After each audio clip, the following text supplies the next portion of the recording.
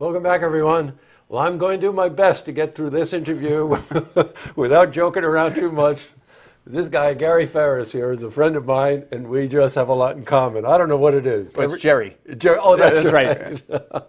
We call each other Jerry. It's a long story that we're not going to bore you with. That's right. But what we do want to tell you is that Gary has been involved with the Red Cross for many, many years. Now secretary of the board. That's right. Of the Red Cross in our region. That's right, the Adirondack-Saratoga branch, part of the Red Cross of Eastern New York. Gotcha. Okay, and that would be pretty much Albany North. That's right, pretty much, yeah. Pretty much the same area we had before. We're just part of the Albany chapter now.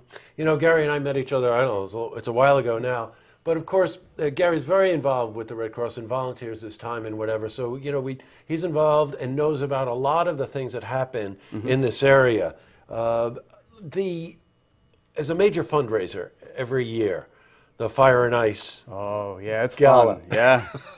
Saturday, the 21st of March this year, right here in the city center in Saratoga Springs. In Saratoga, right. Gotcha. It's going to be a great time. So we've got Sonny Bonaccio and David Boyko are the co-chairs of the honorary committee. We'll have the New York players. We'll have food by Angelo Mazzone. And we're going to have our Red Cross disaster response vehicles right inside the ballroom. So we'll infuse mission into what we're doing. You know, there's a couple of ways you could interpret that, having the vehicles inside the that's ballroom right. there. Well, they're iconic. Is it an open bar or something like that? Well, the bar will be around them, actually. Yeah, I but, see. we usually don't get it. serve drinks out of the Red Cross trucks. But for people who come to the party, they can really feel a part of what we're doing. Because you see those trucks on TV when there's a major disaster. Sure, of course you do. And then, of course, they'll be able to see it right there. You know what I'd like to do, Gary? Let's just, you know, everyone knows the name Red Cross, blood donations, all these sort of things. But in terms of disaster relief, if you know the details of what Gary and his team do, it really astounds you.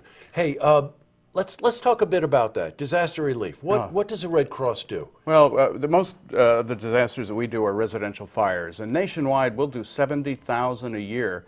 We had one just the other night. I think it was Monday night. I got called from home. It was a cold night, and the dispatcher called. It was a family in Cambridge, family of 3. So I got one of our other trainees. 2 of us got on the truck and went out to take care of them. By the time we got there, the outer walls and some of the inner walls were still intact, but the building's destroyed. They think the fire was started with electrical wiring, but here sat the 3 residents, and they're totally burned out. And they had been in that house for decades, and everything they had, gone in a matter of hours. So we help the way we usually do. We'll offer a couple nights stay in a hotel. They had a place to stay. They didn't need the hotel from us, but I did give them a MasterCard. I loaded it with some funding for food, clothing.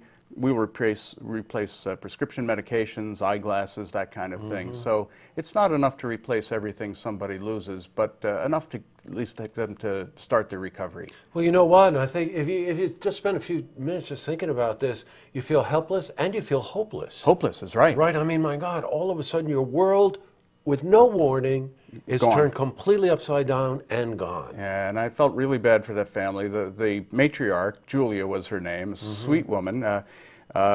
She was sobbing the whole time. She was so close to her dog. Had the dog, I asked her. She said about 7 years. That's right. And at that time, they found the dog and they found 1 cat, but they weren't sure of the other 2. And she just kept crying about the dog. That's right. One of our volunteers who went with me, Pauline, she was able to console Julia, talk with her while I worked with her husband and son to fill out the forms, because like every other agency, we've got paperwork, and that means we have to ask a lot of questions and put information down. But so, you know, and you breezed by this quickly, but I want to go back on it. You know, you figure at that point, you don't even know where you're going to stay. Right. So you would supply them with a hotel. Yes. If they needed a hotel. Yep. But let's think about it. You need food, you need everything, and you probably need clothes. I mean, Yeah. all of a sudden, again, have nothing. you have nothing. Yeah, and so we show up, we give people bags that we get from Target. They're little bags that have toothbrush, toothpaste, shaving cream, that kind of thing, just so they can take care of their personal hygiene that first night. Typically, if they lose everything in a fire, people have just the clothes that are on their back. So it's important that we get the financial relief to them right away. It's a MasterCard. It's generally loaded within about an hour by the time we leave. so they can go out and again start their recovery. Gotcha. Yeah. Now, you know, interesting about Gary, he's got the kind of title where he can sit behind a desk all day. No, I know you. You don't. You're in the truck. I'm we all the see time. you. Yeah, I'm all over the place. And now my territory covers everywhere from Poughkeepsie to Plattsburgh, west to Watertown and Utica, and all points in between. Tomorrow I'll be in Plattsburgh all day. So I drive an awful lot, listen to books on tape or books on CD, as the case may be. Too bad I can't get Look TV audio. I would listen all the time, and that would keep me engaged. Well, you know, I could sing Fire and Ice by James Taylor. Oh, maybe no, not. it's Fire and Rain. Fire and Rain, that's but we're right. going to make it Fire and Ice we'll for do this. that, yeah. So after the thing, we'll go have a couple of drinks and we'll wind up doing Fire and Rain. So I want to go to the. You're turning red, Jerry. I want to do two things really, Okay. and I don't want to put you on the spot. But he told me a story about a family in the middle of the night, 2-hour drive you had to make. This right? is going back. This is just this fall. It Yeah. was Saturday night. I was just settling in, figuring what I was going to watch on Netflix, and a call came in. The family of 8 in a town called Oppenheim. So I looked on my iPad. That's 90 miles away. That's western That's a Fulton haul. County. It sure is. So I had time, so I said, sure, I'd go. So one of our volunteers from Glens Falls, Jim Haggerty is his name, he and I got in the truck and off we went. 2 hours to get there. We got out there, Jim was doing the paperwork. I was talking with the family in the back of the truck. It's about the size of an ambulance, but you know, Sure. so we get a lot of people in the back. And while we were there, one of the family members looked around at the inside of the truck and he said, "This is a really nice rig.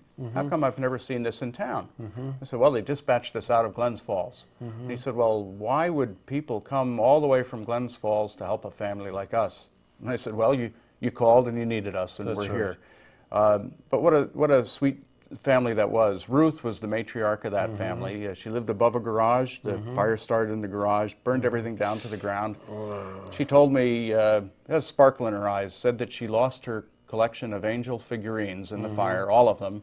But then she smiled and said, "But you know, those angels were looking out for me because we all got out safe." Yeah. And they did. So, Boy, you know, you get these aren't scripts that we're making up here. no, This is real the life. stories that happen. That's why I stay with the Red Cross, and I got to tell you, I've told our dispatchers, call me anytime. I'll go, day, night, whatever, because that's what we do. Yeah, and that's what you do. That's that's well, that's what we do at the Red Cross. There's a difference. There are many of us at Red Cross that do it, but Yeah, that's true. It's a life-changing thing to do this kind of work. So look, March, cabin fever. It's Right. almost over, but And, it isn't over yet. That's right. So go to the Fire and Ice Ball. It's at City Center in Saratoga. That's right. Sonny B, one of my buds, is one of the co-honorees. That's right. That's right. great. Sonny knows how to throw a party. Oh, So- good. Well, this is going to be a good one. New York players, we do Yeah, in the what a music, band. That's and great. so it'll be a good time. So you come there, and I we'll will. get them to play Fire and Ice Rain, by and James we'll Taylor. commandeer a microphone, and we'll do a duet. That's great. Jerry and Catering Jerry. is Angelo Angelo Mazzone. Mazzone, that's right. So this is really quite an affair. 17th year, Fire and Ice. So Jerry Gary, thanks That's right. for coming in. Thank you, Jerry. It's always great to see Okay, you. you too. To see this interview again, you can head to our website, looktvonline.com.